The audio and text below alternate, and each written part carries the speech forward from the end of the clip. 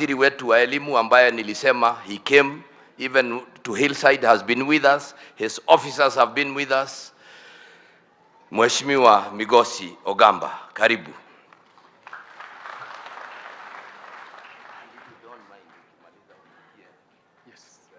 Thank you. Thank you very much, Governor. Your Excellency, the Deputy President of the Republic of Kenya, Honorable Gachagua, the former Vice President, Honorable Stephen Kalonzo, Your Excellency, the Governor of Nyeri County, Honorable Mutahi Kahiga, all the PSS present here today, honorable members of Parliament present here today, parents, teachers, the clergy, ladies and gentlemen. God is good and all the time, and that is His nature. Your Excellency, we are gathered here today with a deep sense of loss.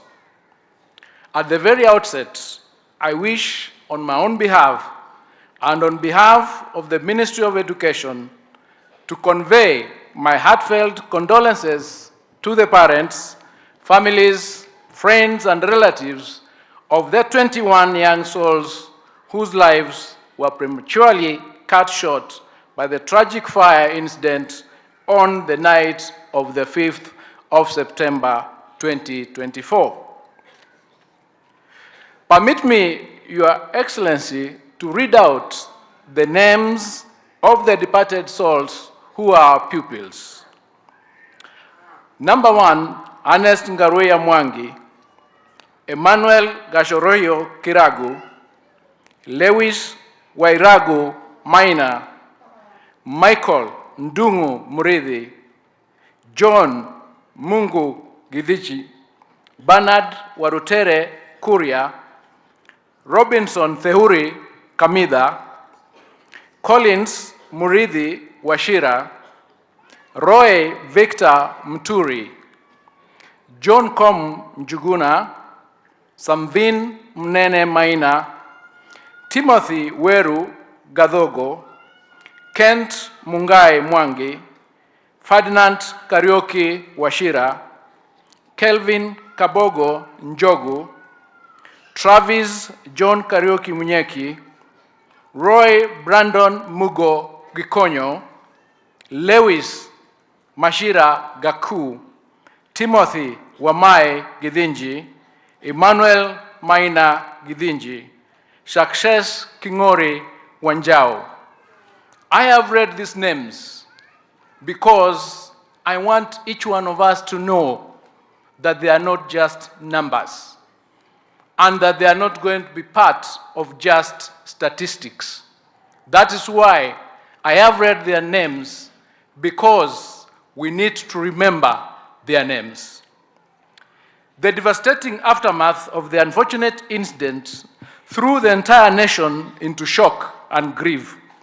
It has caused all of us great pain and sorrow, especially as parents. This has certainly been a particularly difficult and trying moment for the immediate families of the deceased children. Your Excellency, whenever we send our children to school, we do so in the hope and belief that we are preparing them for a healthy and promising future. We do not expect or even imagine that harm would befall them in the school environment. When tragic incidents such as this happen, our hearts are broken and we are left with much pain and regret. As the government, both at the national and county levels, we've made efforts to provide various support to the affected families. Other players, including governmental organizations, have also been very supportive. We will continue to give support as you send off your loved ones. We are acutely aware that this cannot wipe away your tears or take away the unimaginable pain of losing a loved one, especially at such a tender age, when they were full of promise. In this difficult moment, I wish to encourage the bereaved families, and with a word from the book of Psalms 147, verse 3, and it says, God heals the brokenhearted and binds up their wounds. I pray that as you go through this hard and trying time, that the Lord will give you the strength to endure, and that He will heal your hearts and bind your wounds. Only He can heal your hearts and grant you true comfort. Your Excellency, the loss of these young lives is not going to be in vain. As a ministry, we have made the decision that this has to be the turning point. Our schools must be safe havens for nurturing the potential of our children. Parents and guardians should not live with anxiety over the safety and security of their children in school. The children themselves must not live with concerns about their safety and security in the school environment. We are keen to establish the cause of the tragedy that cost these young lives. The Directorate of Criminal Investigation is leading in this process, and we, as a ministry, are also carrying out an audit to establish if there was any omission on the part of our officers. I want to give the assurance, Your Excellency, that we will hold to account anybody found culpable for this incident. Your Excellency, we have also commissioned a nationwide audit of all public and private boarding schools to determine the level of compliance with the school safety manual that is being established. We will take firm action to ensure compliance with the requirements of the manual. We will also take firm action to sanction those who have failed to ensure compliance with the manual. We want in the long run to guarantee the confidence of parents, guardians and learners, and indeed all stakeholders that our schools are not danger zones. Your Excellency, as I conclude, I wish to thank all those who have supported the families of the victims since the tragedy happens.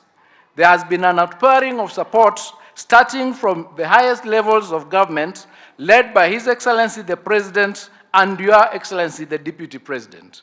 My colleagues in the Ministry of Interior, National Administration, the Ministry of Health, the Ministry of East Africa have rendered dedicated support as well. The county government of Nyeri, led by His Excellency Governor Mutahi Kahiga, has been of immense support. May I also thank all other players, the Red Cross, such as the emergency groups led by the Red Cross and the clergy, for the support and assistance that they have provided since the night of the tragedy. I urge all of us to sustain this sense of community and solidarity as we navigate this tragedy. Poleni sana na Mungu awafariji. Your Excellency, may I now invite you